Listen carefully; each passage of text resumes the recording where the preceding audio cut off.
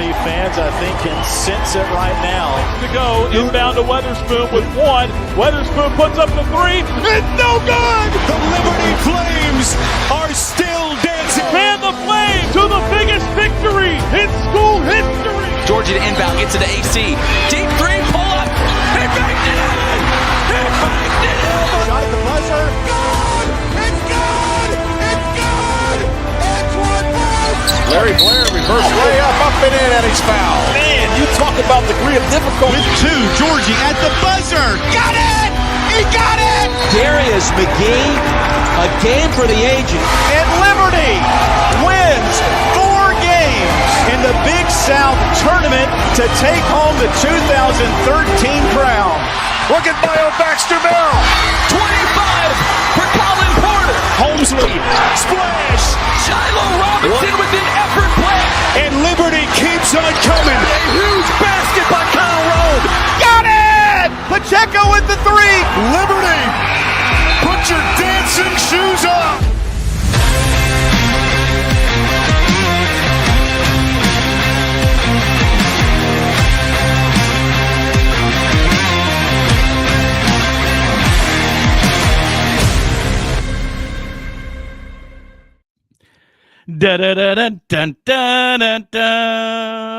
What's up, fellas? Welcome to the Sea of Red podcast, NCAA Tournament edition. You know, Will might have picked Kennesaw, but it's a good thing the Liberty Flames did not agree with him. I mean, it was never in doubt. An absolute just demolishing of Kennesaw State. Yeah. Fellas, how we doing? We're living good, aren't we? John, you got to be tired, man. It's a quick turnaround for you. I know when you guys text yesterday saying let's do it 9 o'clock tomorrow night. I'm like, I was hoping to be asleep at 9 o'clock Monday night. But you better start adjusting, just like the boys have got to start adjusting this week because we got a late tip on Friday night. I'm just doing my part. I appreciate it. It's worth it to get on and talk with you guys for a little while, and we can sleep later. So great week. So exciting. Like I told you, Nick, when we talked, what was that, Saturday, midday, can't wait to hear the updated version of this intro with some Caden Matheny dagger threes against Kennesaw and maybe a few other guys featured. Maybe some more from this coming week too. Will, I want to hear from you, man. What you weren't able to join us Saturday. I think your son had a baseball game. Tell us about your first thoughts.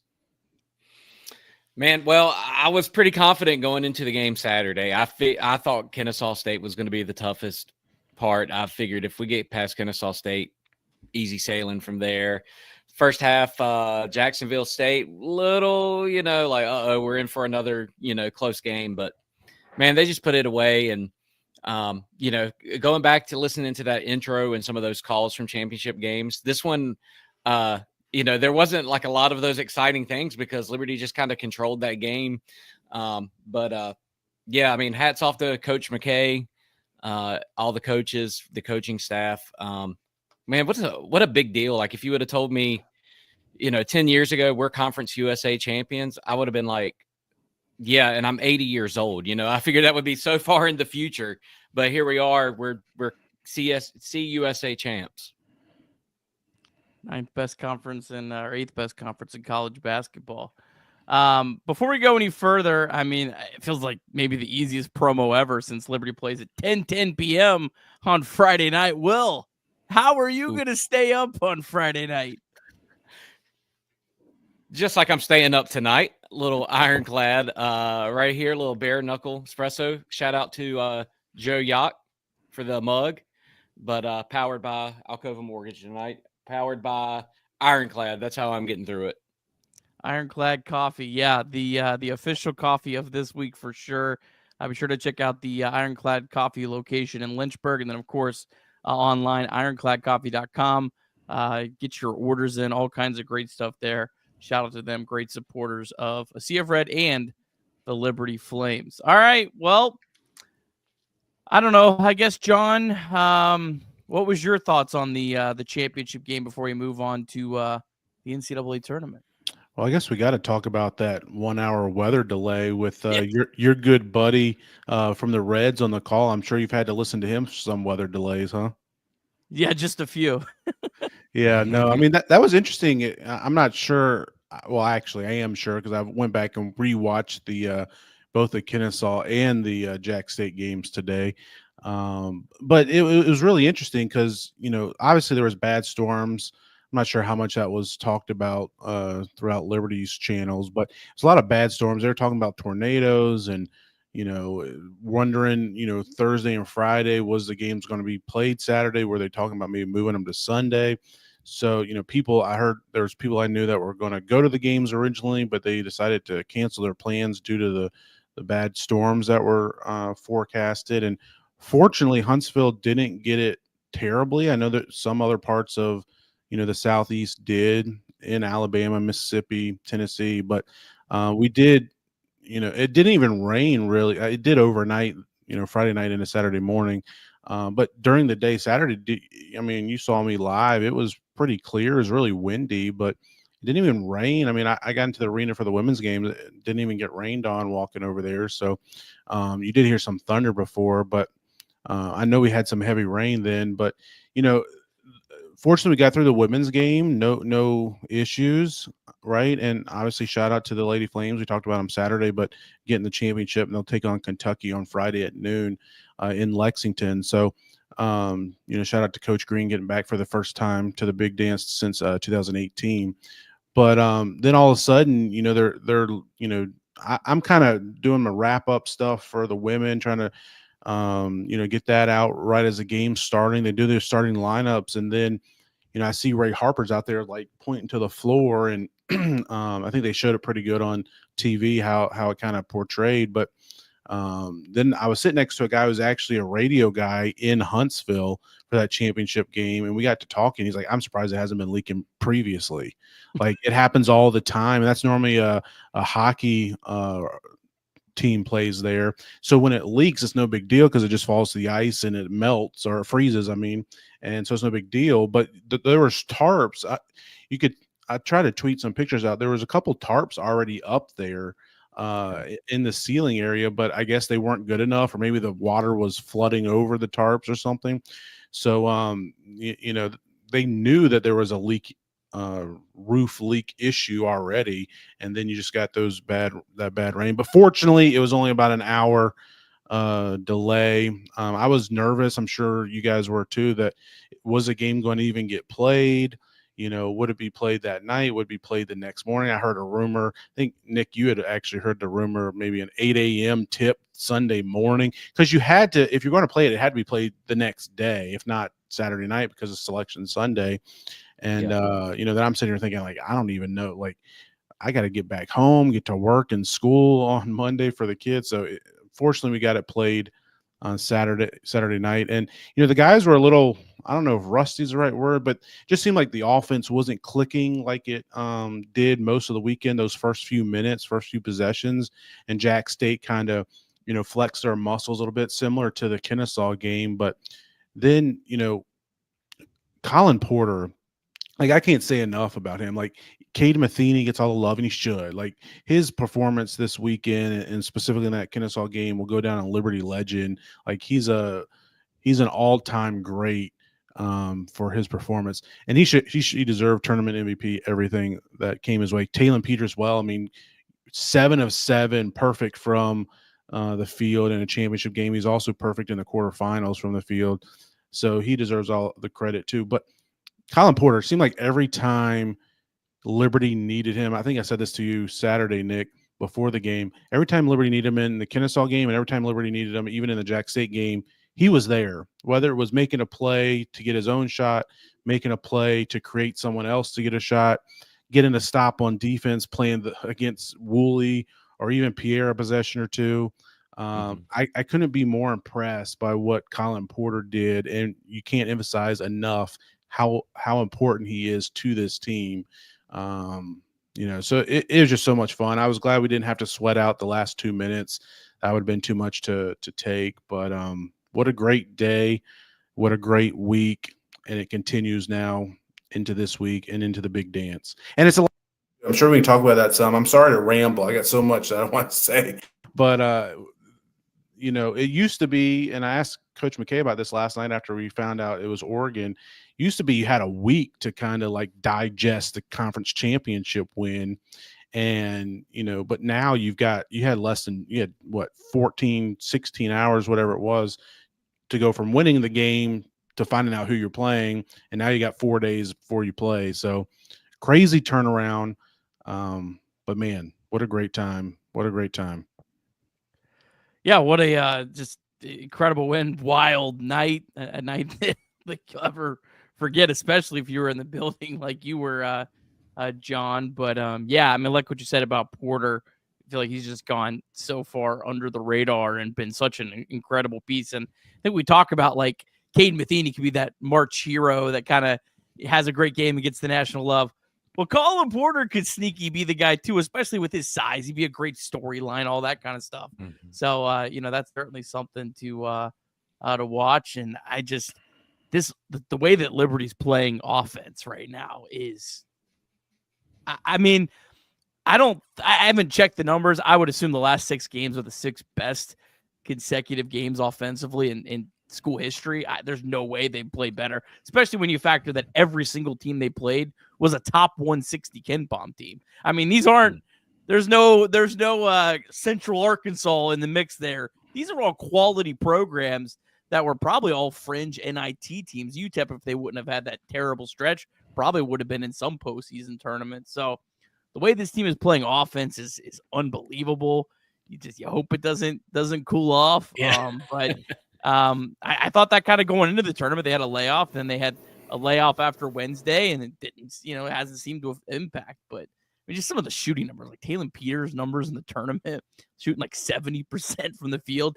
Caden Matheny shooting over 50% with the amount of threes that he took and the degree of difficulty of the threes. I mean, they're just playing incredible, and I'm excited. All right, before we talk about Oregon, John, I'll ask you here in a second your thoughts on because you were in the building last night for the selection. We'll ask you that in a second. But Will, the Oregon selection going out to Seattle, the 10-10 start time. What's your thoughts on that? I, of course, love the late start. I'm a big fan of that. But the thing that I really love is that we have the last game. I love that because you know what? No matter what happens in this game, if you're a college basketball fan, first 2 days aren't going to be ruined. I can enjoy it. It's just going to all lead up to the end. I tell you what, there's nothing worse than, if you're one of the early games and you happen to lose, even if it was great close game. I love that I don't have to worry about that. I can just enjoy the first 2 days and then I get Liberty right at the end. Will, what's your thoughts? Yeah, that's a good point. I don't like the late start time because I'm a go to bed early kind of person, even though the last few weeks with some of these games and then of course these shows that we do, you guys are keeping me up later than what I like. That's all Kirby's fault. Kids, man. Yeah. Honestly, Oregon's been off my radar. Big Ten basketball has kind of been off my radar. So I'm kind of here tonight to learn a little bit about Oregon and see what you guys think about the matchup. I know they've got a 7-foot guy that is pretty good, and that's probably going to be the problem. But yeah, I mean, that's a good point though, because if Liberty's the first game and they lose, I'm probably checked out until the national championship, and then I'll catch that a little bit. So yeah, it's nice to be a little bit more vested in it than what I might usually be. Well, I'll say, I'm kind of, excited. I'm fortunate enough to be able to make the trip. I've seen some others in the comments also heading out there. The only other NCAA tournament game I've been to of Liberty's was the Indianapolis Bubble in 2021 against Oklahoma State and Cade Cunningham. And that was a great game, and we could have won. We were winning at halftime, but it was just different, right? I mean, there was 1,700 people in a 20,000 seat arena. The media were 6+ feet apart from each other. It was just different. Like I said, fans couldn't really be there, but I'm excited about it. I've never been to Seattle, never been to Washington. I looked at the weather forecast. It's rain every day, so par for the course in Seattle, I guess, from whatever everybody says. But kind of so they got tarps. Yeah. Let's hope they got tarps. Let's hope they got a nice arena. But kind of piggybacking on what you were saying, Nick, about it being the last game, like I'm excited for that too, because it all leads up to it. We can enjoy all day Thursday watching the games. Don't have to worry about that. And then same thing Friday. And being in Seattle, there's 4 really good games, and Liberty's the nightcap, right? I mean, Akron and Arizona is a really good game. You've also got I don't have it in front of me. I should have pulled it up, but Grand Canyon is also there. Oh, here you go. Grand Canyon and Maryland, and then Memphis and Colorado State, 5-12 and 4-13 matchup as well. So I would expect there to be at least one upset in those 4, if not multiple upsets. And let's hope the last game of the night is at least one of those upsets. And so I'm really looking forward to that. But being in the arena last night for the selection show, which we drove down to Huntsville, so I just got back, an hour before the selection show.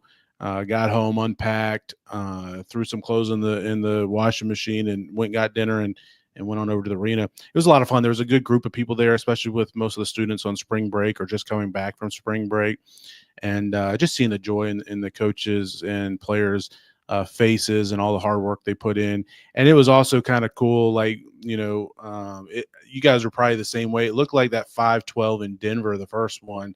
I was on the edge of my seat like, oh, this might be it.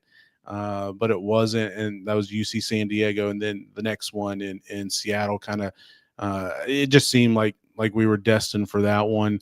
And immediately, after they announced it didn't even wait till the next commercial. Coach McKay gets up, walks away, and like beelines it to the locker room, assuming to start prep on the Ducks.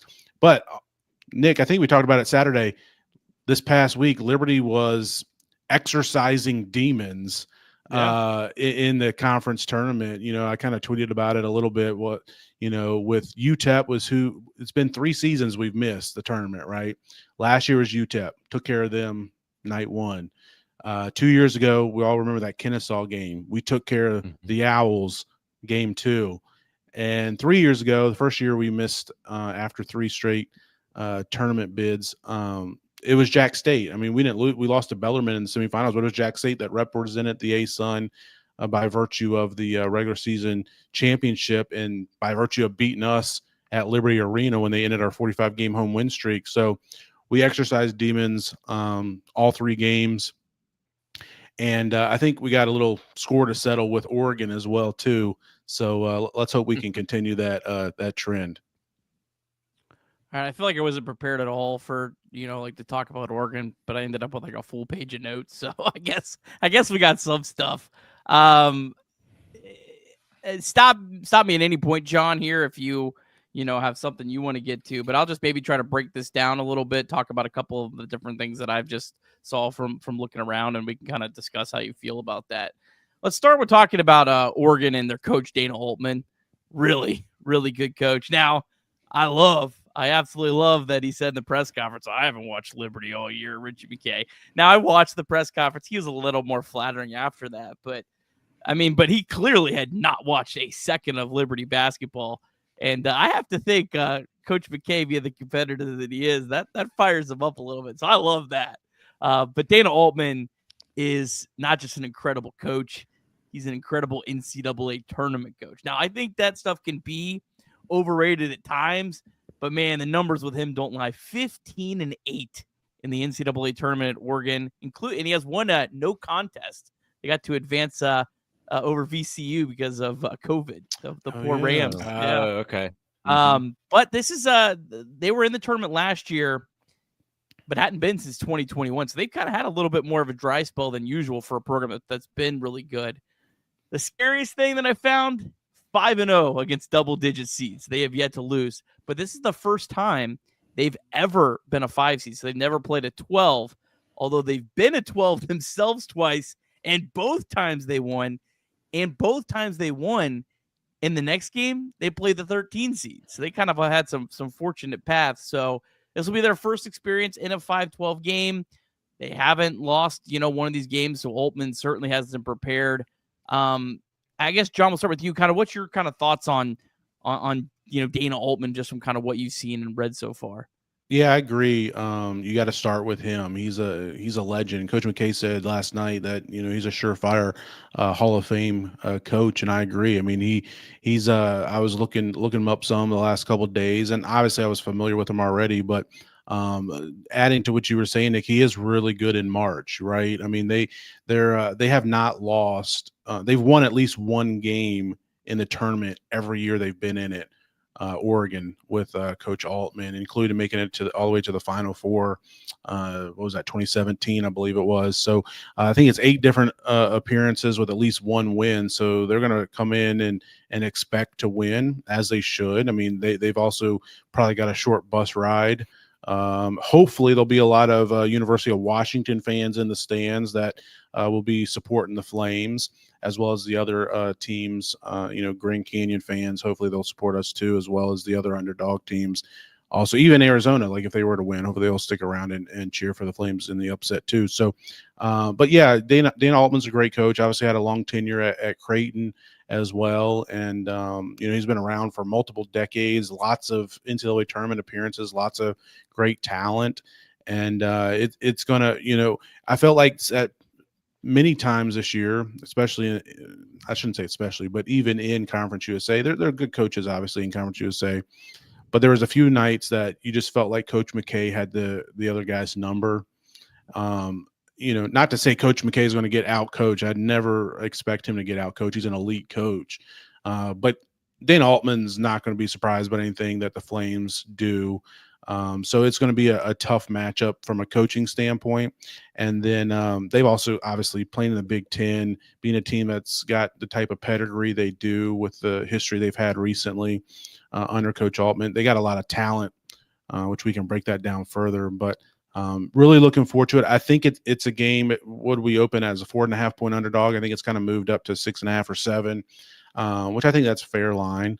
I do expect to be competitive. I wouldn't count this team out. We've got what it takes, I believe, to win a game or two. Doesn't mean we will, right? Like, we're the underdogs. We're supposed to lose. But crazy things happen in March, and we have the ability to get the win, but obviously it's going to be tough.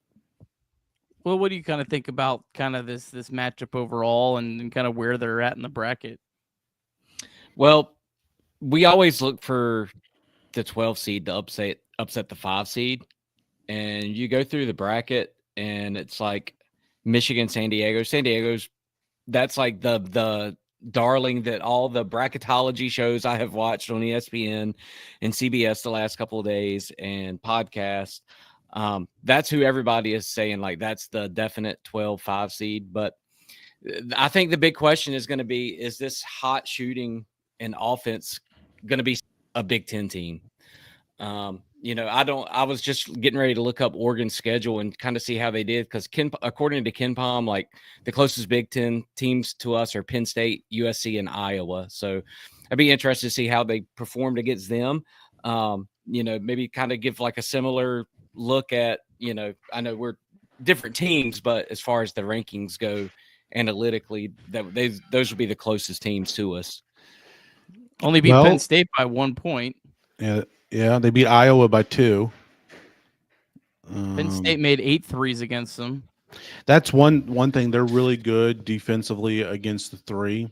They're really good defensively. They switch up a lot of things, different zones, man-to-man, obviously. So they switch up their defensive looks that you're going to get. And like I said, they're really good against the 3. One thing that I think is good for us, yeah, they have a 7-footer. We'll talk about him in a minute. But their 2 guards they're very good, right? They're very good. They're very talented. But they're 6 foot and 6'1". So it's not like they got a 6'6" stud guard that's just going to try to beast, our guards, because we can struggle with that sometimes, and we did struggle with that at times. Some in Conference USA, even in Huntsville. So that's one thing I like. They do have a 6'5" wing who can score, but Malfmer's got the size if he gets that matchup. But I like that their guards are on the smaller size. Doesn't mean they're not going to go off and score a bunch of points. They certainly are capable, but I feel like, if they do that, it's just because they had a good night. You just tip your cap to them and move on.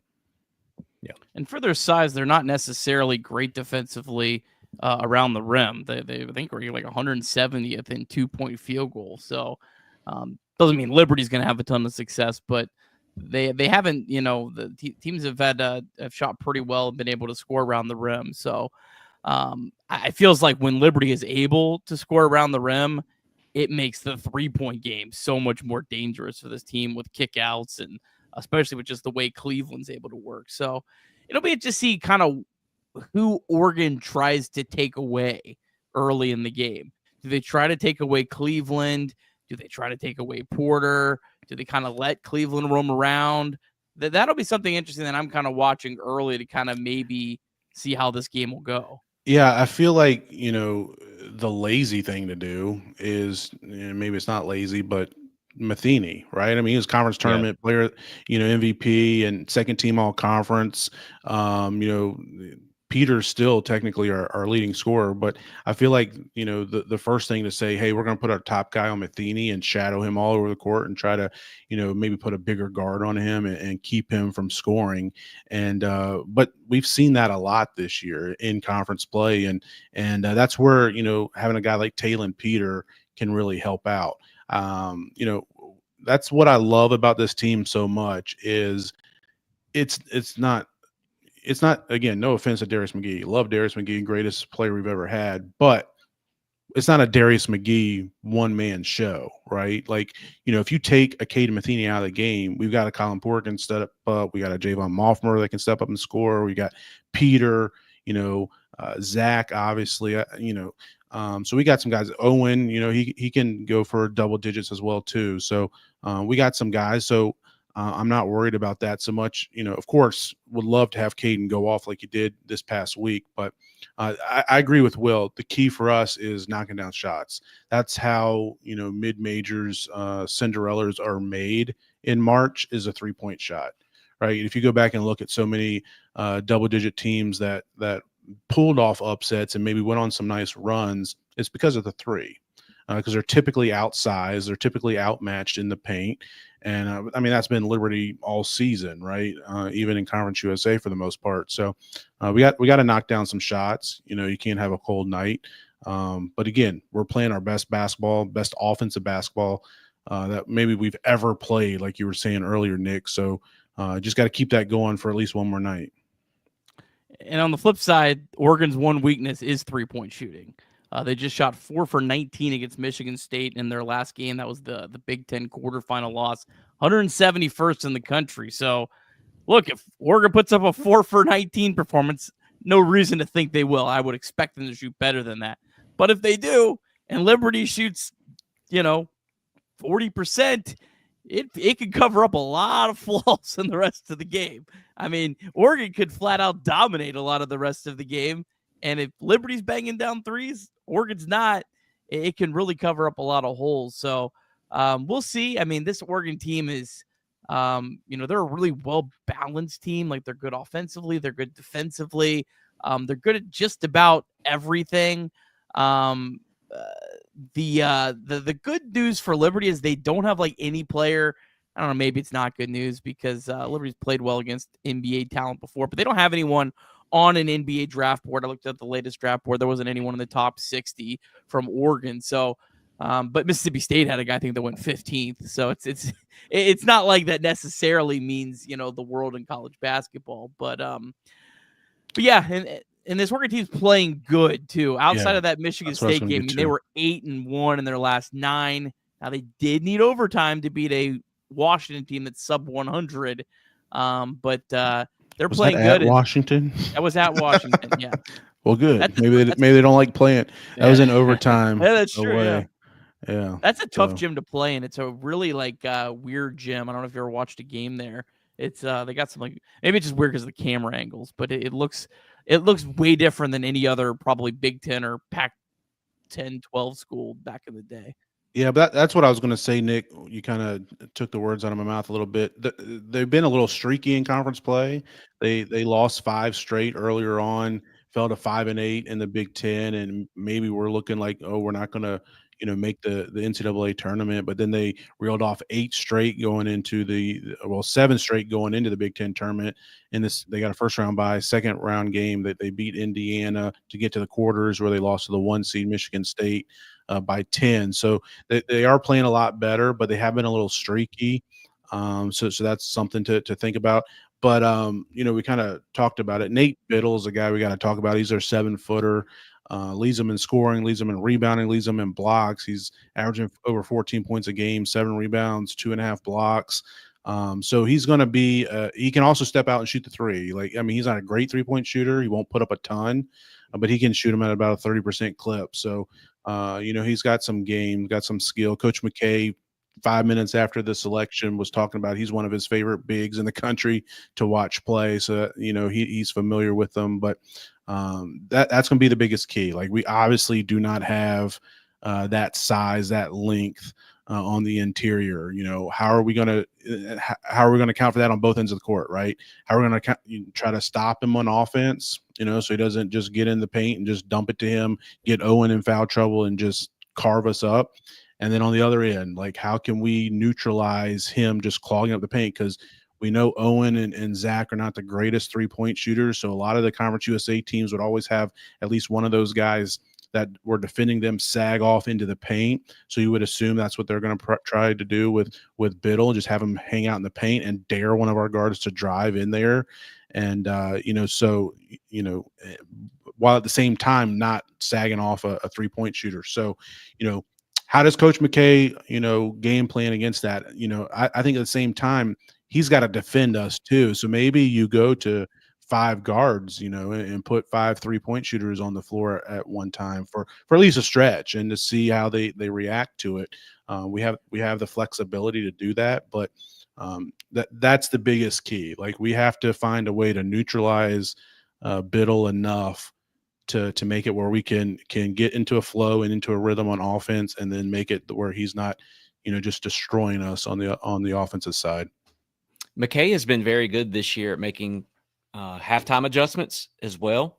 So hopefully, if you can keep it fairly close, by halftime, they can maybe kind of see where some of that is, John, and kind of figure out how to play it differently or expand what they're doing. Yeah, that said, one of my biggest keys actually for this game, I think, is honestly kind of getting out to an early lead. And here's my reasoning, is because if Liberty falls behind, they're probably going to pull Moffmer off the floor because they're going to feel like they need to catch up. And I feel like they were kind of lucky a little bit in Kennesaw to be able to survive that. But you felt at least I felt a major difference defensively when Moffmer was on the floor. And Kennesaw has probably at least somewhat close to, certainly not as good, but they have some really good athletes, like you'll see with Oregon. So, yes, McKay might be able to make some halftime adjustments, and if it's a close game for sure. But if you fall behind 6, 7, 8 points and Moffmer's not hitting shots, that's when I think it becomes a much taller task to overcome, just because of defense. And, kind of looking at Oregon defensively ranks 31st. They rank like almost identically offensive and defense. How has Liberty done against good defenses? Well, they've won all five of their games against the top defense they played. Kansas State's 36. Now, Kansas State, I don't know really how they were playing compared to the rest of the season, but Liberty beat them. Ranks very similar. Liberty was above 1 point possession. McNeese State also ranks very high. Liberty was over 1 point possession in that. Liberty swept New Mexico State, who was the best defensive team in the conference other than Liberty. So Liberty's been able to score against good defenses. I hesitate to say this, but given the way Liberty's playing offensively and the fact that they have been able to beat good defenses, I don't know if necessarily I'm as worried about offensively. I think I'm more worried about the defense, and can Liberty get enough stops? And, I think that's probably my bigger concern in this game. Yeah, I think, the obvious and the easiest answers is to say, we need to send a second guy at him anytime he touches the ball in the paint. or on the block. And, so then the key becomes like, I haven't watched much film of him yet, so I hope to get into that here in the next couple of days. How good of a passer is he? Can he pass over top, a Moffmer and a Owen that's kind of doubling him in the post? And if he can, and he can get it to those out on the wing to some guys that are shooters, again, that's not their strength, but they have the ability to knock down threes. Like, are they going to hit them? So if we're able to get the ball out of his hands, and maybe you say, hey, we'll live and die with them shooting threes, and if they're shooting 27% for the night, then that's probably what you want to do. So and also, Owen, I kind of touched on it earlier. He's had a tendency to get into foul trouble some. We don't really want that to happen. I think Xander could do okay against Biddle, but we really need Owen out there and not to be in foul trouble as much as possible, because he's, no offense to Zach, he's not a post defender. He's good help side defense and good even wing and perimeter defense, but he's not a guy that can, I'm sure he'll have times where he'll be guarding him and he'll probably do fine, but that's not his strength. And you don't really have anybody else, behind Owen. I think Xander will be okay here and there, but you need Owen to stay out of foul trouble and stay on the floor as much as possible. And Biddle and Evans, they're two biggest players that play the most, are really good free throw shooters. Biddle's an 82% free throw shooter. Evans is at 74. Wow. So Xander and Aquino have kind of just used up all their fouls at times. And I think that's worked a lot in CUSA, but some of the CUSA bigs, especially like Mustafa for Middle Tennessee State, aren't necessarily great free throw shooters. You can't just put these guys on the line and you'll probably pay for it. Yeah, they don't typically play a lot of guys either. They typically go 7 deep. They've had 7 guys that have played in all the games. They would go an 8th here and there, but and like I said, they don't have a ton of size outside of Biddle. Like, he's 7 foot, but I said, their starting guards are 6 foot, 6'1". They got a 6'5" wing, and then they got a 6'8", 6'9" forward.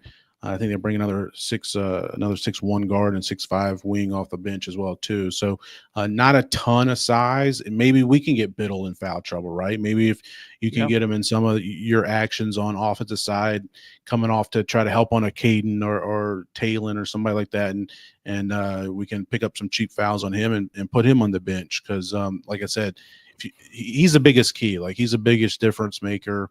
As far as matchups go. So, but again, I trust Coach McKay to figure out a game plan to neutralize him best we can. And, they're a good team, right? You're not going to be a 5 seed. You're not going to be in the NCAA tournament if you're not a good team. So you got to make shots. And I'm looking forward to the test, looking forward to the challenge.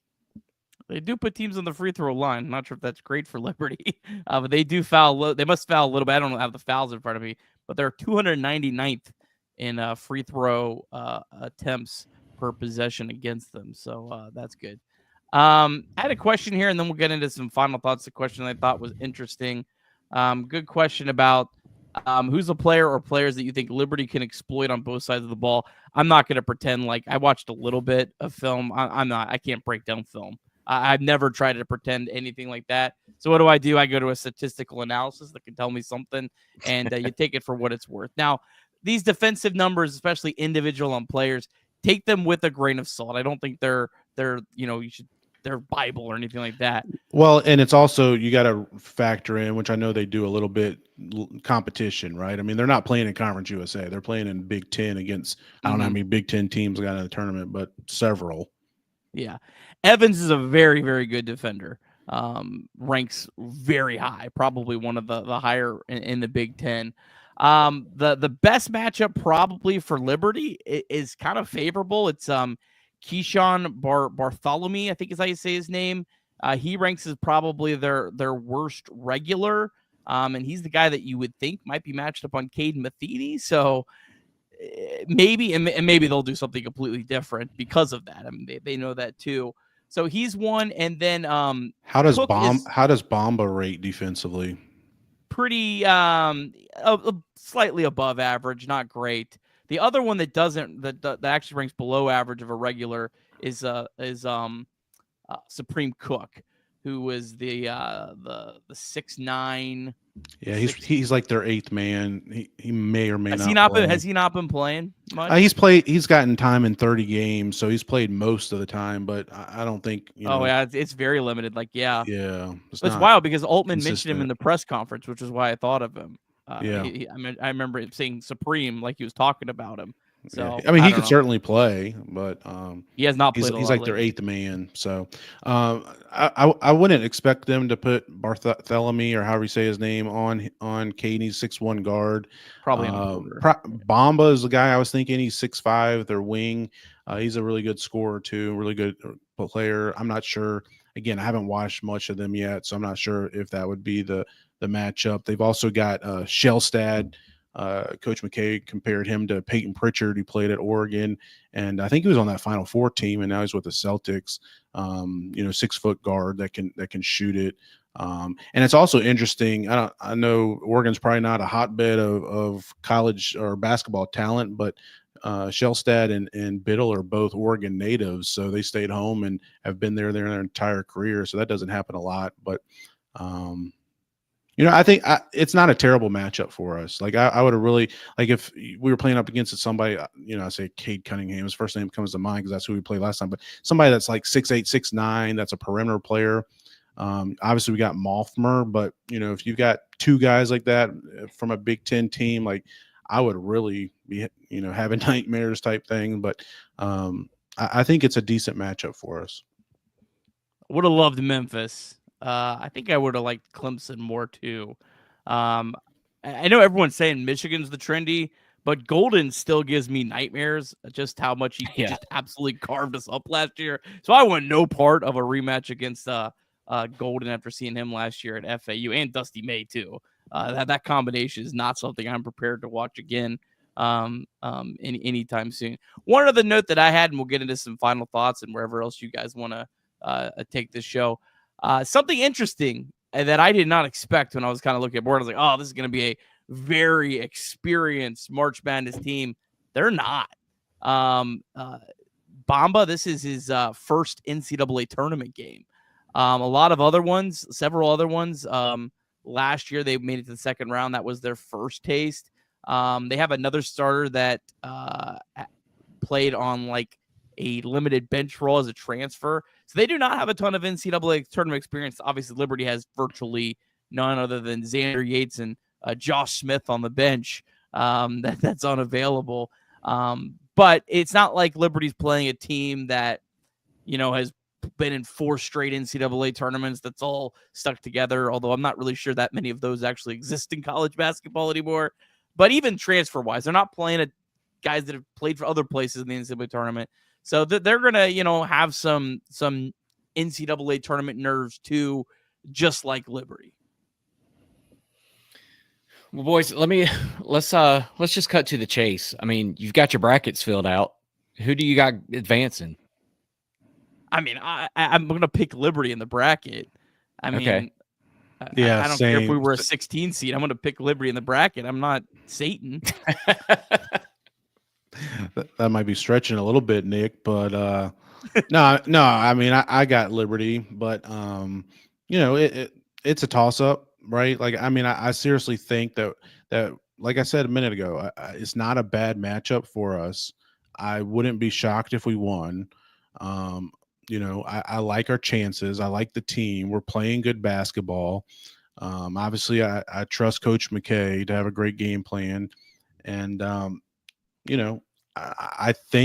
like to think Liberty's going to win. I'm going to pick them to win, but it's going to be tough, right? I mean, it's March Madness. It's going to likely come down to the last, 4 minutes of the game, and we'll see what happens. And,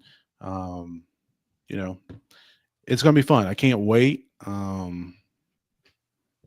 I feel pretty good about it, but you never know.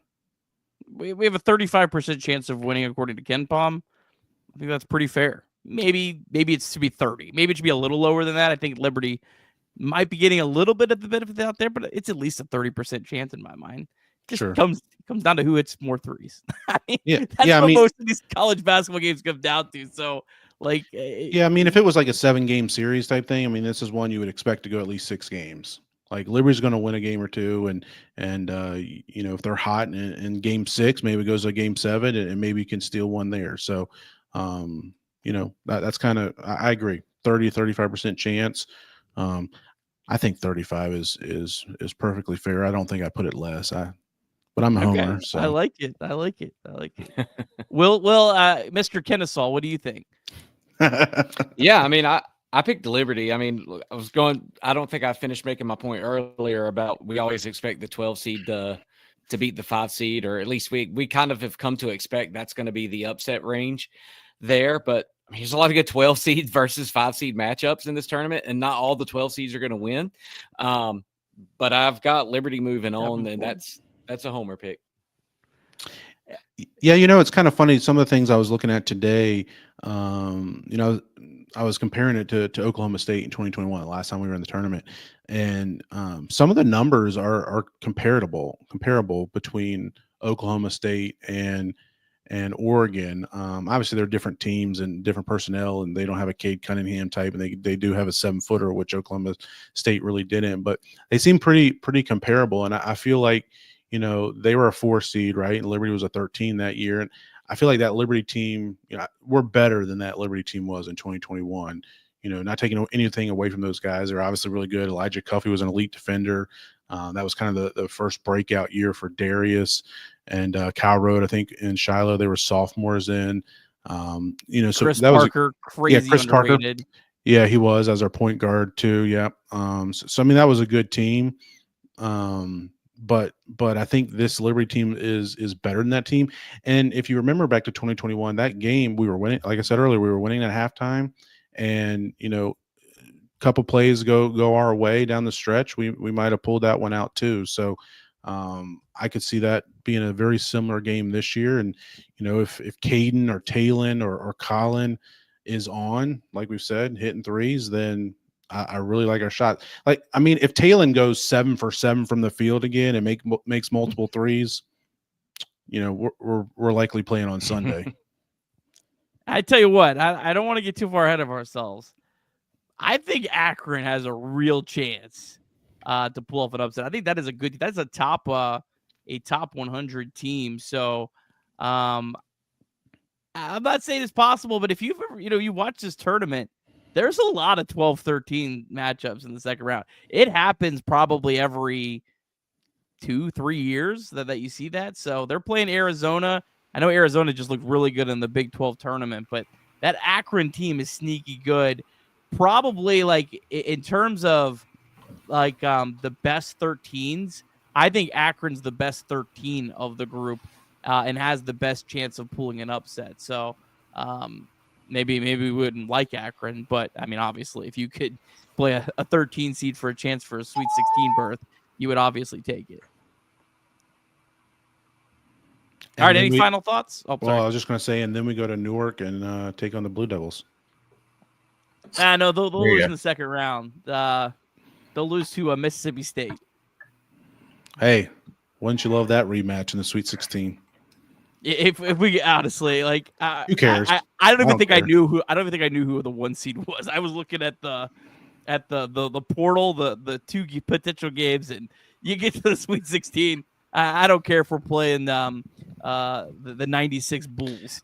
Is it? Yeah, I'm with you. Is it the same for you two guys? Like for me, like when Liberty's in the tournament, like honestly, like most years when I'm following the tournament, let's say Liberty's not in it your average year, then which is not the average year anymore under McKay. But when Liberty's not in the tournament, like by now I got my bracket halfway filled out. I'm deep into the weeds on it, and I couldn't. If I had, like, I didn't know Florida was the 4th number 1 seed till this morning. Like, I just, I'm just so locked in on, Liberty's matchup and all that stuff. Are you guys similar in that way at all? I couldn't. Normally, I could probably recite the bracket to you, the whole field if Liberty wasn't. Again, only thing I really cared about is that little section of the bracket. Just trying to learn everything I can about Oregon and, hey, well, hopefully we can pull off an upset. It would be an upset. Like, I'm not going to sit here and say, we're going to win. Just, comes down to, can we hit threes? Can we keep Oregon from kind of going off offensively, and give yourself a chance at the end. And if you give this team a chance at the end, Liberty has some really, really good players. So I'm excited for it. I can't wait. And just, you know, I don't want to, maybe at some point we'll get to a point where getting to the NCAA tournament isn't great enough and everything else is gravy. Maybe sometime. My expectations aren't there yet. I'm just thrilled to be here. I'm thrilled that we're here and we have a chance. That for me is good enough. Whatever happens, happens. I'm just excited for Friday. Yeah, I'm with you. But when you talk to McKay and the players, and of course, I'm glad they don't feel like I do. I mean, and of course they're going to say that. But I truly believe them. Like, minutes after cutting down the nets, McKay is like, I forget his exact quote, but he's basically like, don't put anything past these guys. Like, we might have a run in us. So, to be having that thought in your mind minutes after winning a championship, which we haven't given enough credit to. I mean, that's the toughest championship maybe any Liberty athletic team has ever won. Certainly any basketball team has ever won. Again, not taking anything away from those other ones. This is the 8th best league in the country. And you were just talking about it, Nick. I mean, every team we played was a top 160, 175 team in the country. And typically in the ASOR of the Big South, you might play 2 of those, maybe only one of them. So that's the toughest championship they've ever won. And they did regular season and tournament title. So, regardless of what happens, and I'm not saying that to downplay this weekend, because I'm not. Like, regardless of what happens this weekend, we're going to celebrate this team and remember this team for a long time. But, there could be more. And I wouldn't be shocked if there was. Yeah, I wouldn't. Yeah, I wouldn't be shocked either. I think if there was by some chance we're Sweet 16 team, like, it's just icing on the cake at this point. I mean, it's like the Fiesta Bowl, like, just happy to be here. Like, just excited to see Liberty on that platform and on that stage. Just for fun, do you guys have you filled out your brackets and got your Final Four picks in and all that? No, I haven't even touched it. I'll fill something out man. for Okay. the work pool. I mean, I care about what does Liberty do? Like, that's it. I haven't. Either. Well, I mean, I'll watch every game. Band. Now, so Will, tell us, I have who do you got? a lot of American coin on games, but I haven't filled out a bracket yet. I'll fill out a bracket probably tomorrow, maybe Wednesday. But Will, who do you got? How far do you got Liberty going, and who do you got in your Final Four?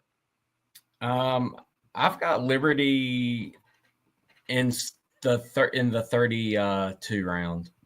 Losing to Arizona? To Akron. Oh man. I think I've got them. I've got yeah, I do.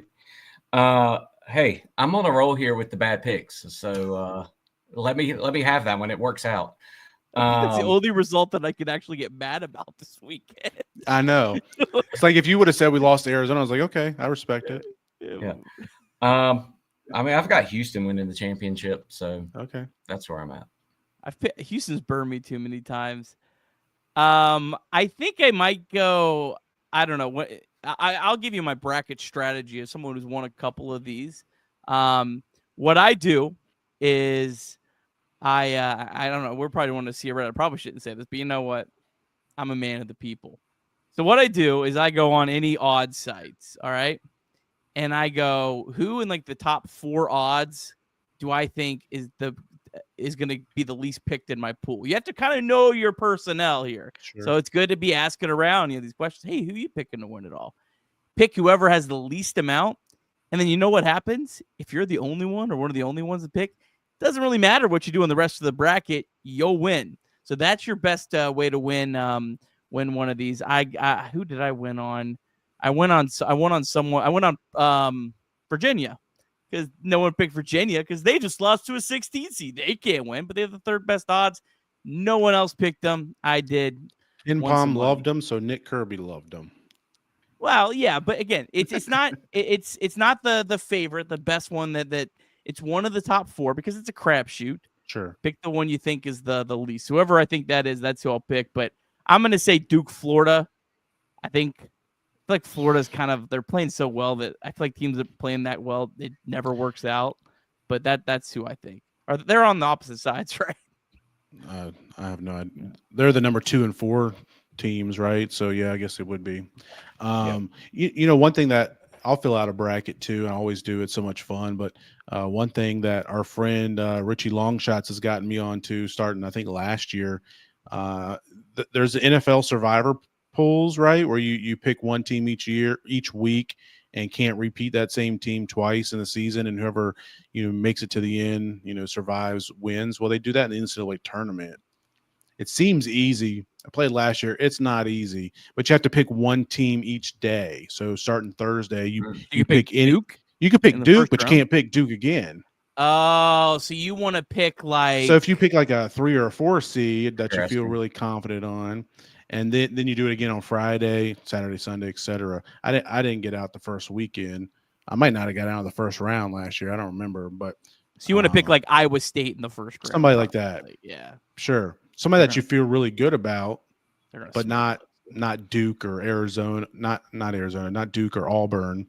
Because you want to save them for but those are a lot of fun. So if you I like that. See any of those around, or you got some friends, it's fun. The strategy. I like the strategy. It's a lot of strategy. The thing I hate about the NCAA tournament bracket, and I'll stop because I know I got bedtimes that I got to deal with here. The one thing I hate is like there's no reward for picking upsets. Like you should just pick chalk in your bracket pool if you want to win. And I hate that. Like there needs to be, I know there's a couple sites that do it that have some sort of like incentive for picking higher seeds to win. Like I feel like I should get double points if I pick a 13 seed to win. But in fact, I get nothing other than just the same as if I'd picked the 4 to win. So that's the thing I despise. But I like the strategy. That's fun. I got to get in one of those. Send me the info. Yeah, maybe you can join me in Long Shots and others in that group. Will, any final thoughts from you before you pass out? Yeah, final thought. Just happy to be in the tournament again. It feels like it's been a minute. Feels like it's been a minute since I've been this vested in watching the NCAA tournament because my team wasn't in it, and otherwise just kind of having it on the background or checking out a score that might be close, coming down to the last couple of minutes. So just it's nice to have both men and women in the tournament. Nice to see, watch some of these bracketology shows, listen to these podcasts, kind of hear them talk about Liberty as kind of maybe a Cinderella candidate. So we'll see, but I'm excited. It's wild. That's like old hat at this point. Like I just expect when I turn on these shows that, Liberty's going to be one of the darlings. Like, yeah, I remember the first time that happened in 2019. I was like, oh my gosh, everyone's talking about it now. I'm just like, oh yeah, I expect that. It's wild. Yeah, I'm looking. Yeah, I'm looking forward to it. It's going to be a lot of fun. I'm going to enjoy it. I hope everybody else out there enjoys it as well too, regardless of what happens. Obviously, we want the Flames to win, but regardless of what happens, just enjoy this week, enjoy this experience. Hope the team enjoys the experience. So it's going to be a lot of fun. I'm looking forward to it, and let's make this a yearly occurrence. It's so hard to get to the tournament. And it's harder in Conference USA than it was in our previous leagues. We've talked about that before, but so let's enjoy it this year. It's not guaranteed. Even though when we were going through those 3 straight ASUN championships, it felt like we were going to be there every year, and here we are 4 years later and haven't had another one until now. So let's enjoy it. Let's have a lot of fun. Let's support the team, and it'll be interesting. Like, my nerves in that Kennesaw, I know you guys were the same. My nerves in that Kennesaw game, like I told McKay when I saw him later, I was like, man, you almost gave me a heart attack in that game. Like I couldn't, it was just, and they also talked about how Colin Porter, they said, he always believed, he never stopped believing. I'm not going to lie, hand up. There was a moment in the second half, it was late, when they had pushed it back. We made a run and they had pushed it back to, I think it was 13 with like 8 minutes left. I think I lost belief at that moment. So for a moment, then we came right back. So hopefully, I don't know. It'll be interesting to see how those nerves are for myself, and I'm sure you guys will be too. Friday night. I'm sure they'll be there, but it's so much fun. Yeah.